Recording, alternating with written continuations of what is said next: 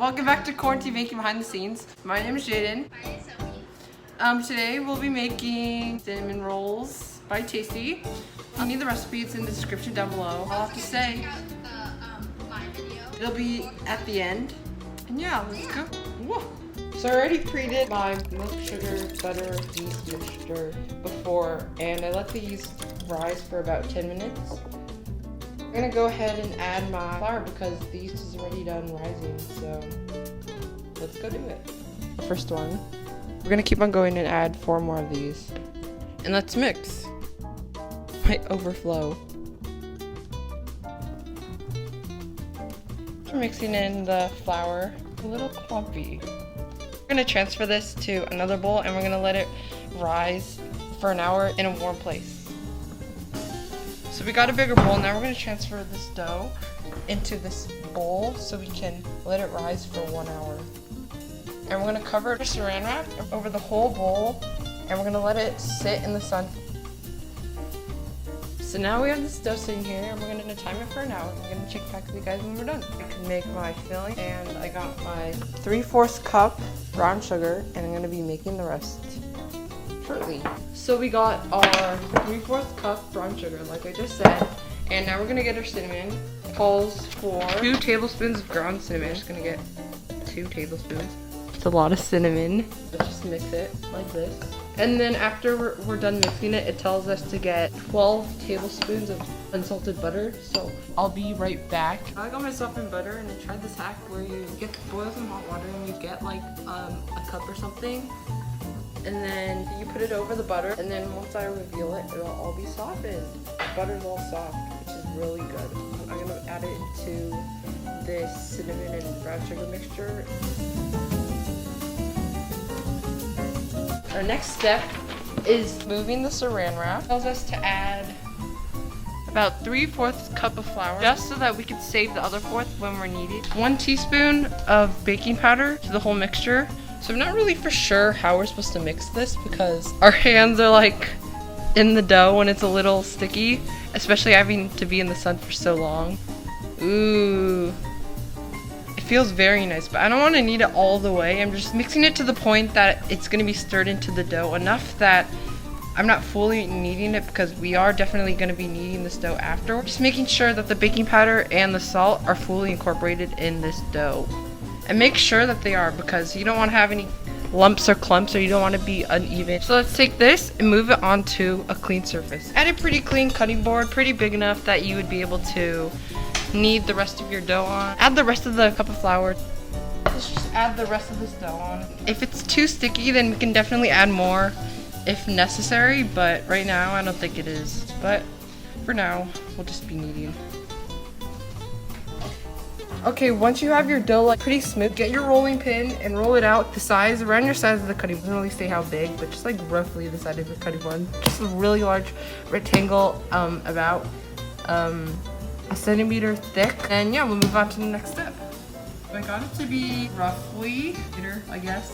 The next step tells us to spread the filling evenly over the dough. I'm gonna get my filling. So here's my filling. I just got out of the fridge.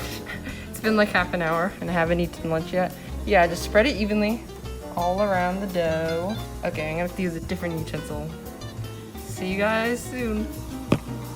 Whoa. This much left, there's a lot left. My dough started to rise again, so it's really thick. I don't know if I'm supposed to use the rest of this, so let's just roll it, I guess. Starting from one short end, roll the dough into a log and pinch the seam. I don't get what that means. Like this. I think the ends like this are what we're supposed to pinch the seam over here so the filling doesn't come out. I think I added too much filling. Look at, I don't know what to do. Oh, it's gonna come out when I have to cut it. No, mine's the dog. So I got my floss. I'm supposed to measure it like, it's a new floss by the way. Yes, I'm supposed to measure it about 8 centimeters. That's around right here, that's a lot. 1.5 inches, like right here. I think I have all of mine. And wrap it around. I don't know how I'm gonna do this. And then pull it out. Double cross it, pull it out like this. and it's supposed to make like an even roll, apparently. Oh yes, I'm finished. That roll is so fat. I'm gonna put that inside the pan. It told us to butter a pan like this. Place the first one nicely like that. I'm gonna keep on doing these, and I'm gonna check back with you. Bye. Whoosh. Okay. Clearly, this is really bad, but it looks really nice in the sun. And let it sit in the sun for about 30 to 45 minutes. And while we're in the process of doing that, we're gonna be preheating the oven for 350 degrees for the same amount of time. We're gonna be making the frosting shortly. The frosting, it tells us to have cream cheese, unsalted butter, a milk, vanilla extract, and powdered sugar. And we're supposed to add them all in a medium bowl and then whisk them together until it's smooth. Wow. But I don't have the cream cheese because my cream cheese expired a year ago, more than a year ago. So we're gonna have to improvise, and we're gonna have to use heavy whipping cream for it. Guess we'll just improvise, do 4 ounces of heavy whipping cream. And I'm not gonna whip it like whipped cream, but I'm definitely gonna make it a little bit thick. I'm just gonna whisk that for a little bit. The time we're just finishing out our cinnamon. Look how golden brown those looks. Those look really good. We're gonna let those rest for about like 10 minutes, and then we're gonna try it. Sophie.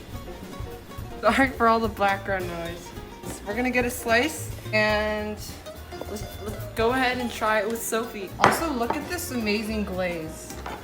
Let's see this amazing close-up of a glaze. Ooh. Look how good that looks. Looks so good. I'm amazed.